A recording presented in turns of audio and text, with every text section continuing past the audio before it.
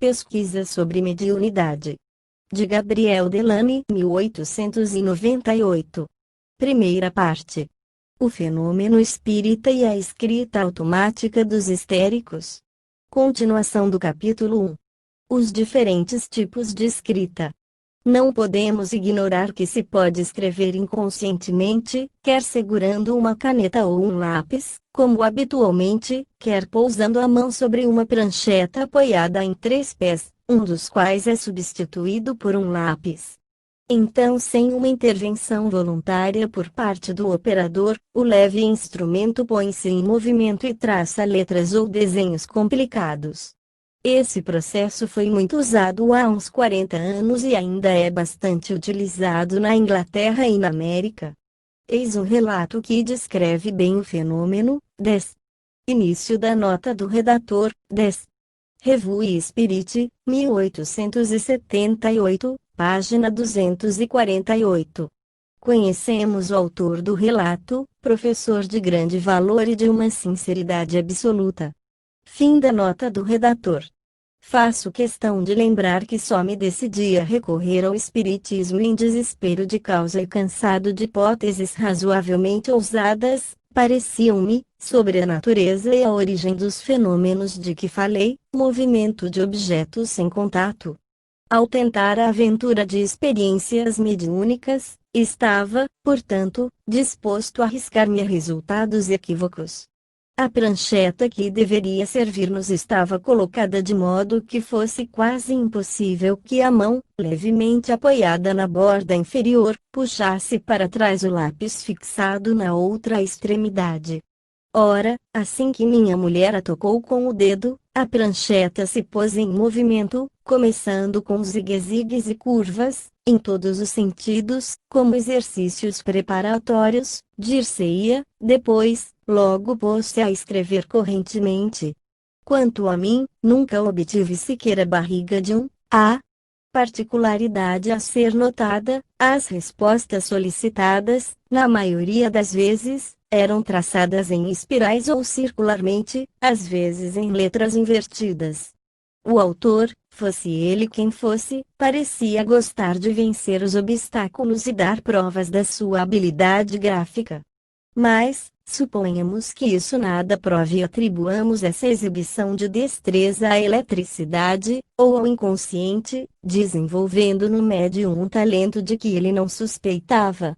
Se em tais casos a eletricidade, ou o inconsciente, combinados com o desejo do médium, desempenham o papel que os incrédulos lhe atribuem, como explicar, por exemplo, a parada imediata e definitiva da prancheta após respostas como esta: até amanhã, até à vista, por hoje chega, preciso deixá-los. Como explicar a recusa categórica a responder a certas perguntas? Não há desejo, insistência ou ressentimento dos interrogadores que adiante, a prancheta não funciona mais.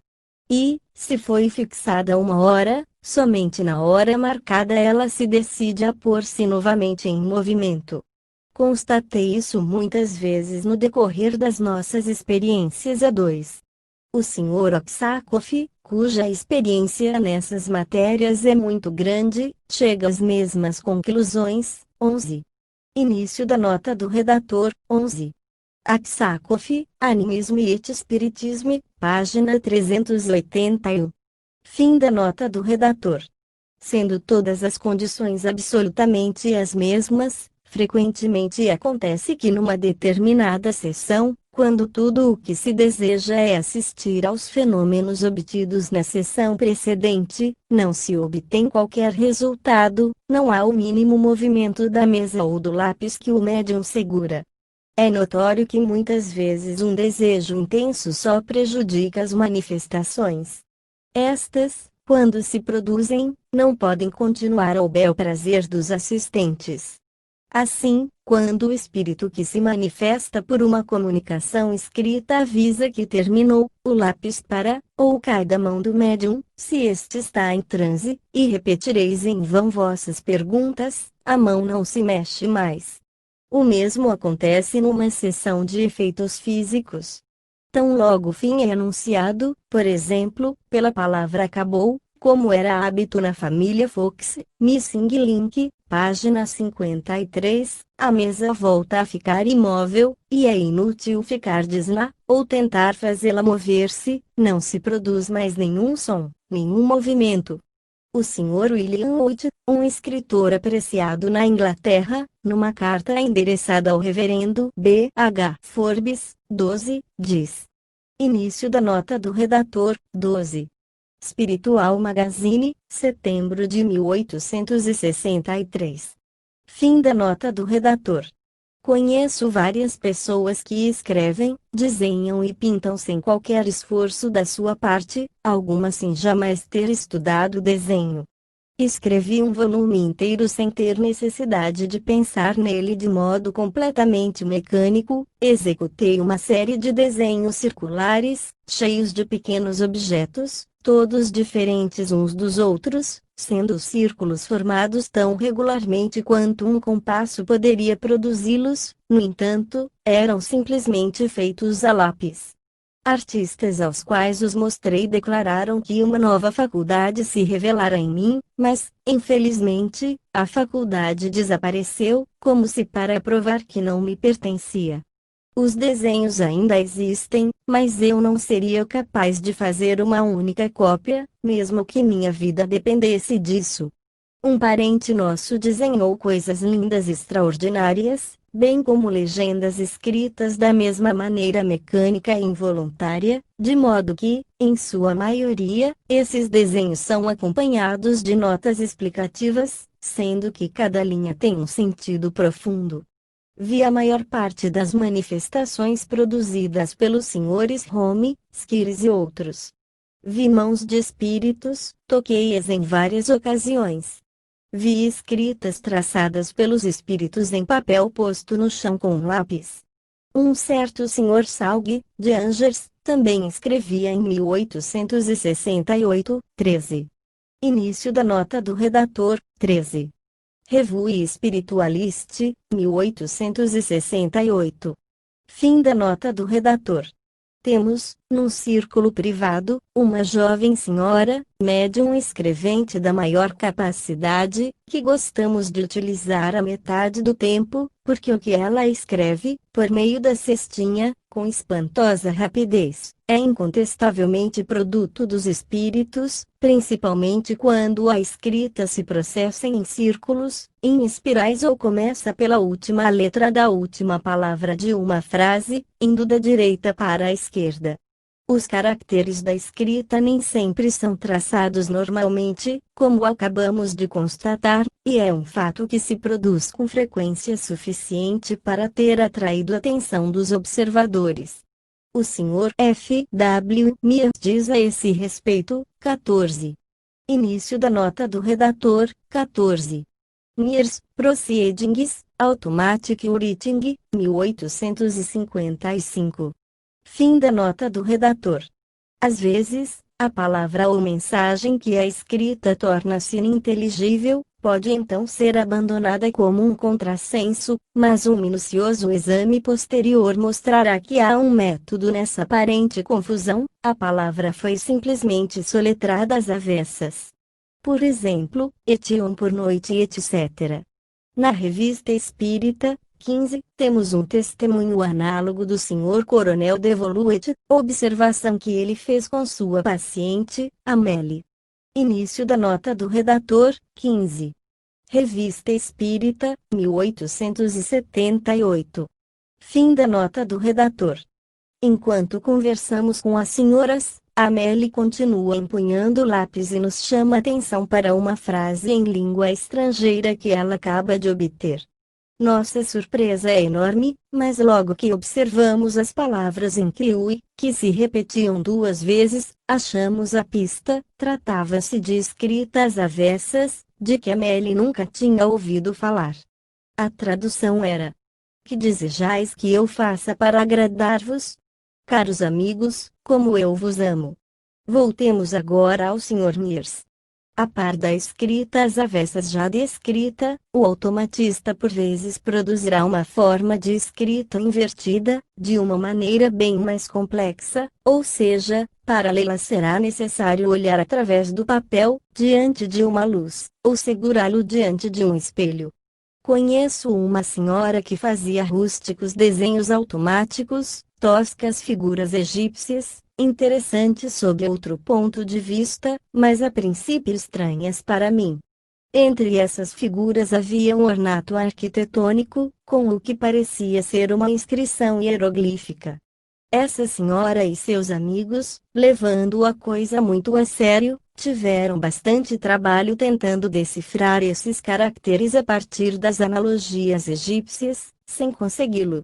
Alguns meses depois, uma pessoa bem informada sobre a escrita automática, pôs o papel diante da janela e leu facilmente o que era um nome em inglês na escrita em espelho. Um amigo nosso, muito conhecido, citou-me um caso em que a primeira experiência de escrita fora desse tipo.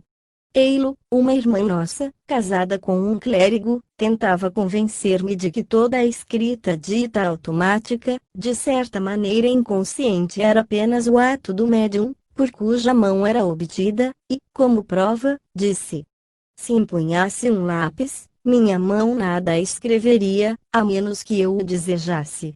Pegou um lápis e papel, logo sua mão começou a mover-se apesar de todos os seus esforços para detê-la, e depois de vários rabiscos em círculos em zigue-zigues, produziu algo que se parecia com escrita, mas que ninguém conseguiu decifrar. Ela parou de ocupar-se com isso, mas, ao fim de algum tempo, um de nós sugeriu que ela podia ter escrito às avessas e, segurando o papel diante de um espelho, viram-se, bem legíveis, estas palavras: tens razão, meu nome é irmã. Antes que isso fosse escrito, ela tinha pedido ao suposto espírito que dissesse seu nome, tinha zombado da sua aparente falta de habilidade para responder. Nenhum de nós se lembra de ter conhecido um vivo ou um morto com esse nome, Algernon J. O Sr. Aksakoff, por sua vez, assinala o mesmo fenômeno. 16. Início da nota do redator. 16. Aksakoff, Animismo e Espiritismo, página 476. Fim da nota do redator. Eis aqui, diz ele, um fato que recebi em primeira mão do nosso conhecido escritor Vsevolod Solovyov, que me deu por escrito. Estávamos no ano de 1882. Nessa época, ocupava-me com experiências de magnetismo e de espiritismo, e já há algum tempo sentia um estranho impulso que me levava a pegar um lápis com a mão esquerda e escrever, e, invariavelmente, a escrita se produzia muito rapidamente e com nitidez, em sentido inverso, da direita para a esquerda, de modo que só se conseguia ler segurando-a contra um espelho ou contra a luz. Às vezes a escrita mecânica, sem apresentar essas singularidades gráficas, varia no médium de modo a diferenciar-se profundamente da sua própria escrita, conforme as individualidades que se utilizam desse meio para transmitir-nos suas ideias. Bons exemplos disso nos são fornecidos pelo Reverendo Stein Moses no seu livro. O Reverendo Stein Moses, A. Oshon, 17, era um dos mais notáveis escritores do espiritismo inglês, e pode-se dizer que, por sua elevação de pensamento, pela retidão do seu julgamento, pelos seus conhecimentos científicos e pela pureza da sua vida, soube inspirar uma simpatia universal. Início da nota do redator. 17, Stein Moses, Insignamente Spiritualistes, página 21 e seguintes. Fim da nota do redator. Na sua obra, vemos a luta que se estabeleceu, desde o início, entre o médium e as inteligências que se manifestavam por seu intermédio. Imbuído dos limitados ensinamentos da teologia protestante, o escritor, a princípio, levanta-se energicamente contra as ideias novas que lhe chegam. Discute, argumenta, tenta refutar seus instrutores espirituais, insensivelmente, porém, é obrigado a admitir que a razão, a lógica não estão do seu lado, e depois de muitas lutas acaba por adotar o novo credo, mas em conformidade com a justiça e a bondade de Deus, que lhe mostram seus correspondentes invisíveis. entre o espírito do reverendo Stainton Moses e os seres que se assinam Doutor, Imperator, Prudence etc., existem diferenças tais que não se pode cientificamente atribuir essas personalidades distintas a desdobramentos inconscientes da personalidade do médium. Aliás, em ocasiões diferentes essas inteligências lhe revelaram fatos absolutamente desconhecidos por ele e por todos os assistentes, os quais foram a seguir reconhecidos inteiramente exatos. Mais tarde voltaremos ao assunto. 18. Cada um dos interlocutores espirituais caracterizava-se por uma escrita especial, que era sua marca pessoal, sua chancela de individualidade. Início da nota do redator. 18. Ver, terceira parte, capítulo 4. Fim da nota do redator. As primeiras comunicações, diz ele, foram todas num estilo uniforme, escritas em caracteres pequenos e assinadas Doutor, o instrutor. Nos anos seguintes, a forma das mensagens nunca mudou. Não importava onde, nem quando escrevia, sua escrita continuava idêntica, passando por menos mudanças do que a minha na última década. A maneira de expressar-se era sempre a mesma, concisa, sentia-se que se estava diante de uma individualidade bem determinada. Para mim, é alguém com particularidades mentais e morais tão nitidamente definidas quanto a dos seres humanos com os quais estou em contato, se não ofendo comparando a eles. Após um certo tempo, chegaram comunicações de outras fontes, distinguiam-se uma da outra por sua escrita peculiar e por traços pessoais de estilo e de expressão, que, uma vez assumidos, permaneceram invariáveis. Consequentemente, cheguei a conseguir dizer quem as escrevia, bastando ver a caligrafia. Mas, apesar dessas diferenças gráficas e intelectuais entre as diversas comunicações, o reverendo Stainton Moses não era homem que se contentasse com um exame superficial, seu espírito metódico levava-o a pesquisar qual poderia ser a participação da sua inteligência no fenômeno, e anotou suas impressões da seguinte maneira. É interessante saber se minhas próprias ideias não tiveram uma influência qualquer nos assuntos tratados nas comunicações. Fiz um esforço extraordinário para prevenir tal eventualidade. No início, a escrita era lenta e eu precisava acompanhá-la com os olhos, mas, mesmo nesse caso, as ideias não eram minhas. Aliás, as mensagens logo assumiram um caráter quanto ao qual eu não poderia ter dúvidas, uma vez que as opiniões enunciadas eram contrárias ao meu modo de pensar. Empenhava-me em ocupar meu espírito enquanto a escrita se produzia. Cheguei a ler uma obra abstrata, a acompanhar um raciocínio denso, enquanto minha mão escrevia com uma regularidade constante. As mensagens assim transmitidas cobriam numerosas páginas, sem correções, nem erros de redação, num estilo frequentemente belo e vigoroso. No entanto, não me sinto embaraçado ao admitir que meu próprio espírito era utilizado, e que o que era ditado podia depender, quanto à forma, das faculdades mentais do médium. Pelo que sei, sempre se pode encontrar indícios de particularidades do médium nas comunicações assim obtidas. E não pode mesmo ser de outra forma. Mas, fica a certeza de que as ideias que passaram por mim eram, em sua totalidade, hostis, opostas às minhas convicções firmadas. Além disso, em várias ocasiões, informações que certamente me eram alheias foram-me transmitidas, claras, precisas, definidas, fáceis de verificar e sempre exatas. Em muitas sessões, espíritos vinham e por pancadas na mesa davam informações sobre si mesmos, bem nítidas, como verificávamos a seguir. Em várias oportunidades, eu também recebi informações pela escrita automática. Como é fácil ver, O reverendo Stainton Moses é um investigador metódico em quem se pode confiar, e como ele declara estar certo de que as comunicações não são dele, seja quanto à escrita, seja quanto ao fundo, como afirma que as inteligências que lhe dirigiam a mão indicaram-lhe coisas exatas que ele ignorava, deve-se admitir que os espíritos se manifestam, apesar da contrariedade que isso possa causar naqueles que veem assim cair em suas negações fantasiosas. A teoria de um desdobramento do eu, dando origem a uma personagem secundária, aqui é evidentemente insuficiente, porque não é mais uma única individualidade que aparece, mas várias, tendo cada uma delas sua característica especial, que se revela não somente por uma escrita particular, mas também por um estilo que se mantém durante anos, sempre idêntico. Pode-se conceber a coexistência de tantas personalidades separadas e tão diferentes num indivíduo que goze da integralidade das suas faculdades normais? Para explicar todos os fatos que devemos à observação espírita, seria preciso estender mais os poderes dessa subconsciência e supor que ela seja capaz de agir, simultaneamente sem sabê-lo, fora e dentro do organismo do médium. Eis uma prova que devemos a W. Crookes, 19.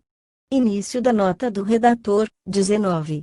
Crookes, William, Recherche sur Spiritualisme, páginas seguintes. Fim da nota do redator. Já foi provado que os fenômenos espíritas são governados por uma inteligência. É muito importante conhecer a origem dessa inteligência. Será a do médium ou a de uma das pessoas que estão no aposento, ou bem essa inteligência estará fora deles? Sem querer pronunciar-me definitivamente quanto a este ponto, posso dizer que, embora tendo constatado que em muitos casos a vontade e a inteligência do médium aparentavam ter bastante atuação nos fenômenos, observei também vários casos que parecem mostrar de maneira conclusiva a ação de uma inteligência externa e alheia a todas as pessoas presentes. 20. O espaço não me permite expor aqui todos os argumentos que se pode apresentar para provar essas afirmações, mas, entre numerosos fatos, citarei livremente um ou dois. Início da nota do redator, 20. Desejo que se compreenda bem o sentido das minhas palavras, não quero dizer que a vontade e a inteligência do médium empenham-se ativamente, de modo consciente, ou desleal, na produção dos fenômenos, mas bem que às vezes acontece que essas faculdades pareçam agir de um modo consciente, nota de W. Crookes. Fim da nota do redator. Na minha presença, vários fenômenos produziam-se ao mesmo tempo, e o médium não tinha conhecimento de todos. Aconteceu-me ver a senhorita Fox e escrever automaticamente uma comunicação para um dos assistentes, enquanto uma outra comunicação sobre outro assunto, para outra pessoa, lhe era transmitida por meio do alfabeto e por pancadas, e durante todo o tempo o médium conversava com uma terceira pessoa, sem qualquer dificuldade, sobre um assunto completamente diferente dos dois outros. Na minha presença, vários fenômenos produziam-se ao mesmo tempo, e o médium não tinha conhecimento de todos. Aconteceu-me ver a senhorita Fox e escrever automaticamente uma comunicação para um dos assistentes, enquanto uma outra comunicação sobre outro assunto, para outra pessoa, lhe era transmitida por meio do alfabeto e por pancadas, e durante todo o tempo o médium conversava com uma terceira pessoa, sem qualquer dificuldade, sobre um assunto completamente diferente dos dois outros. Podemos relatar mais alguns testemunhos da mesma espécie, colhidos em diferentes autores dignos de todo crédito. Lembro-me bem exatamente, diz o Dr. Wolff, 21, que um dia o Sr. Mansfield, enquanto escrevia com as duas mãos em dois idiomas, me disse. Início da nota do redator, 21. Wolff, Startling Facts in Modern Spiritualism, Cincinnati, 1874, página 48, citado por Aksakoff. Fim da nota do redator. Wolf, você conhece na Colômbia um homem chamado Jacobs? Respondi afirmativamente. Ele continuou. Ele está aqui e quer comunicar-lhe que deixou seu despojo mortal esta manhã. Tive a confirmação da notícia. O fato acontecera algumas centenas de milhas de distância. Que explicação se pode dar a esta tripla manifestação intelectual?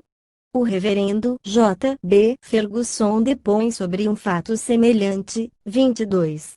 Início da nota do redator. 22. Ferguson, Supramundane Facts, Londres, 1805, página 57, citado por Aksakoff. Fim da nota do redator. Um caso análogo ocorrido na Inglaterra é narrado nos Proceedings da Sociedade de Pesquisas Psíquicas. Na América, R. Hodgson, um dos mais eminentes membros dessa sociedade, ao experimentar com a Sra. Piper, conseguiu acompanhar com ela o desenvolvimento da mediunidade automática.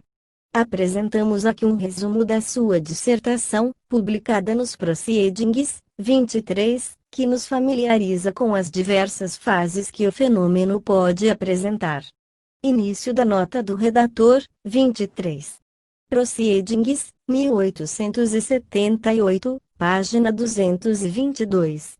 Fim da nota do redator. Observações do Sr. R. Hodgson sobre a mediunidade da Sra. Piper. O primeiro caso de escrita automática que me foi dado observar pessoalmente produziu-se a 12 de março de 1892. O assistente, que era uma senhora, tinha trazido, como meios de prova, diversos objetos, entre os quais um anel que havia pertencido a Annie D. Finuit, 24, deu informações sobre aquela mulher e pronunciou o nome Annie. Depois, no momento em que a sessão ia encerrar-se, a mão direita da Sra. Piper pôs-se em movimento delicadamente, até elevar-se acima da cabeça. O braço pareceu fixar-se rigidamente nessa posição, como se contraído por um espasmo, ao passo que a mão estava agitada por um tremor rápido. Finuit escreveu várias vezes. Início da nota do redator. 24. Finuit era uma personalidade invisível manifestando-se pela voz da Sra. Piper e dizendo ser um doutor francês, falecido em meados do século XIX. Fim da nota do redator. Ela está segurando minha mão, e acrescentou, ela quer escrever. Pus um lápis entre os dedos e um bloco de anotações sobre a cabeça, abaixo do lápis.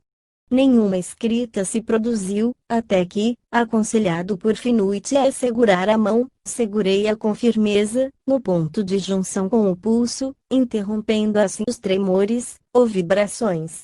Então ela escreveu, sou Annie D. O nome foi transmitido exatamente. Não estou morta. Não estou morta, mas viva. Não estou morta. O mundo até breve. Sou Annie D.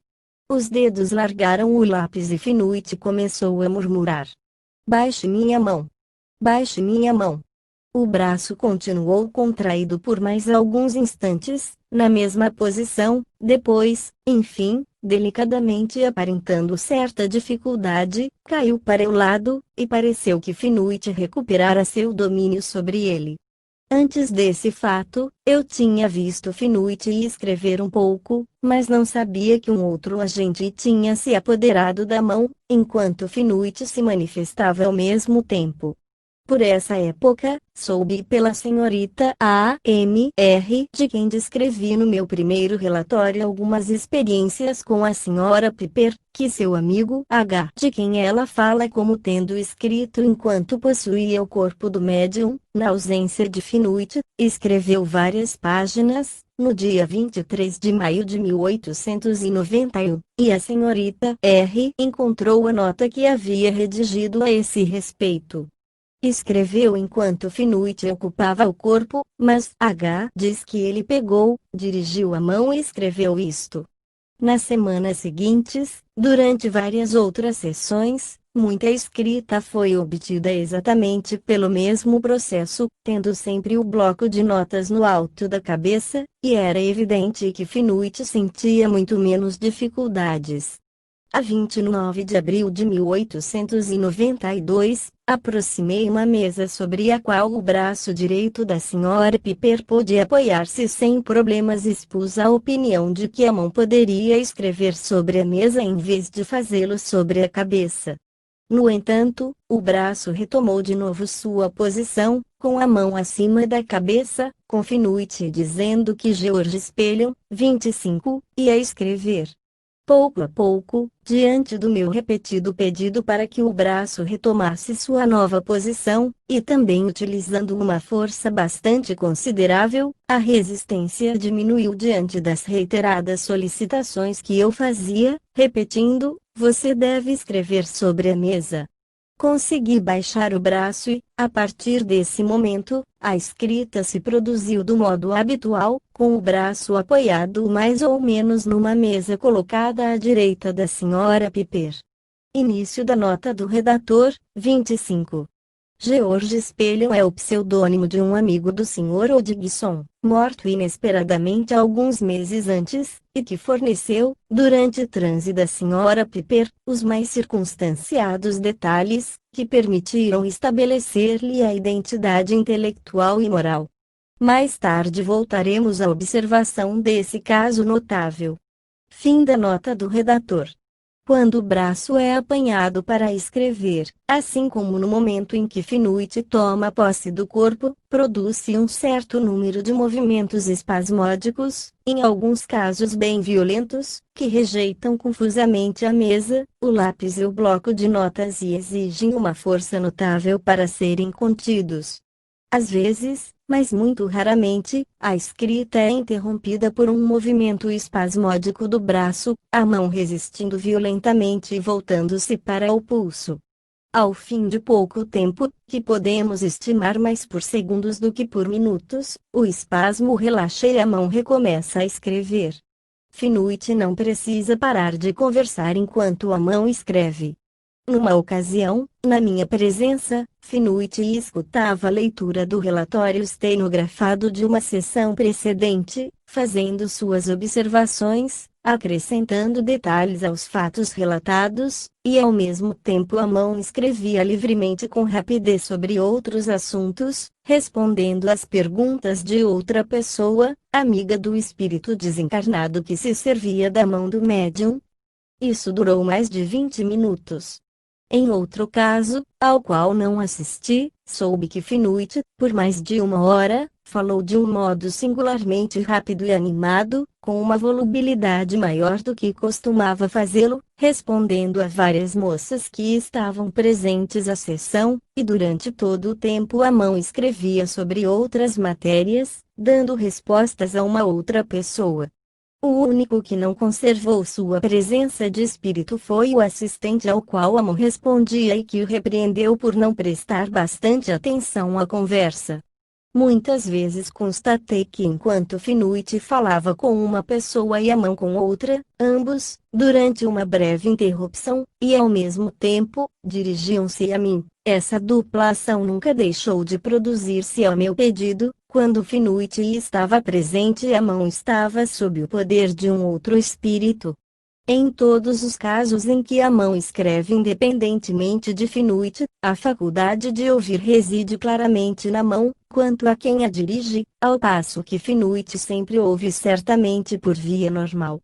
Esse deslocamento de sensibilidade será objeto de um estudo na segunda parte do meu relatório.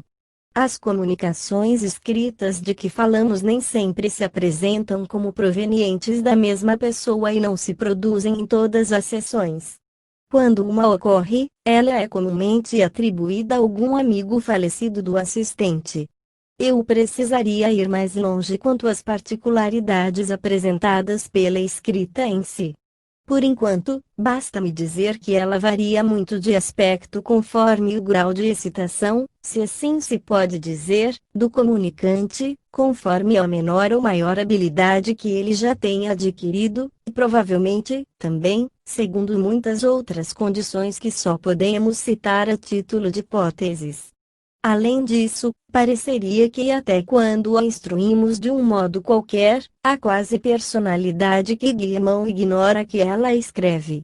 Quanto a isso, o modo de ser do comunicante, sobretudo, parece indicar uma viva preocupação de transmitir suas ideias ao assistente. Estou absolutamente certo de que é assim, seja qual foi a teoria que se adote sobre a identidade do comunicante, quer seja o que ele afirma ser, ou simplesmente uma outra camada da consciência da Sra. Piper, considerando-se ela própria como uma inteligência estranha. Pouco depois desse início da escrita, ocorreu-me constatar que a mão esquerda podia escrever, e mesmo que as duas mãos escreviam e que Finucci falava, ao mesmo tempo, sobre assuntos diferentes, com pessoas diferentes. Comentei com Finucci que eu não desistia de ver um dia cada dedo e cada artelho agindo sobre outros tantos agentes distintos, enquanto que ele continuaria a dirigir a voz. A 24 de fevereiro de 1894, o que nós chamamos de controle. E escreveu, entre outras observações sobre certos médiums, nos casos desse tipo, não há razão alguma que se oponha ao fato de diversos seres espirituais poderem expor suas ideias ao mesmo tempo através do mesmo organismo. Apresentei então meu projeto de experiência sobre as duas mãos, dizendo que me propunha organizar um dia uma experiência em que isso serviria de uma mão Georges da outra, mas que, para o momento, não tinha tomado as providências necessárias para fazer uma tentativa desse gênero. Na sessão seguinte, a 26 de fevereiro de 1894, estando só e não contando com nada, foi feita, logo no início da sessão, uma tentativa de escrever com as duas mãos independentemente, coroada apenas de um êxito bem limitado. A 8 de março de 1895, tendo-me feito acompanhar, com esse propósito, pela senhorita Edmonds, fiz uma segunda tentativa que obteve um resultado muito mais satisfatório. Sua falecida irmã escreveu com uma mão, George Spellion com a outra, enquanto Finucci conversava simultaneamente sobre assuntos diferentes. É verdade que a mão esquerda escreveu muito pouco. O que pareceu principalmente provocar esse resultado, foi que a mão esquerda não estava de modo algum adaptada ao papel de máquina de escrever. Às vezes, pouco antes que a mão se ponha a escrever, Finucci nos anuncia que alguém vem para conversar com o senhor. Em outras ocasiões, a mão é tomada, agita-se convulsivamente em todos os sentidos, enquanto Finucci, inconsciente do que se passa, fala sem interrupção com o assistente, mesmo quando a escrita já começou. Eis um exemplo impressionante desse fato, numa sessão em que uma senhora envolvida a fundo numa conversa muito pessoal com Finucci a respeito de seus pais, e a que eu estava presente e a que assistia porque conhecia intimamente aquela senhora e toda a sua família, a mão foi tomada com grande delicadeza, por assim dizer, subrepticiamente, e escreveu uma comunicação muito pessoal, dirigida a mim, apresentando-se como proveniente de um amigo meu já falecido, que não tinha qualquer relação com a senhora que evocava, absolutamente como se um visitante entrasse num salão onde duas pessoas que lhe eram estranhas estivessem conversando, mas onde também encontraria um amigo, em cujo ouvido murmurasse uma comunicação, de modo a não perturbar a conversa das duas primeiras pessoas. No entanto, quando chega um novo comunicante, Finucci geralmente pede ao evocador que fale com ele, com o que escreve, embora não se recuse a participar também da conversa quando lhe pedem. Parece mesmo preferir que seja assim, mas se o evocador parece voltar a atenção principalmente para a mão, Finucci faz geralmente alguma observação enigmática, eu o ajudarei, ou então, eu o ajudarei a sair-se bem. Outras vezes, Finuit pedirá que lhe deem um objeto qualquer, de modo a segurar algo que lhe prenda a atenção, e o vi, no meio de uma sessão, enquanto a escrita seguia seu curso, de repente deixar escapar uma observação a respeito desse objeto.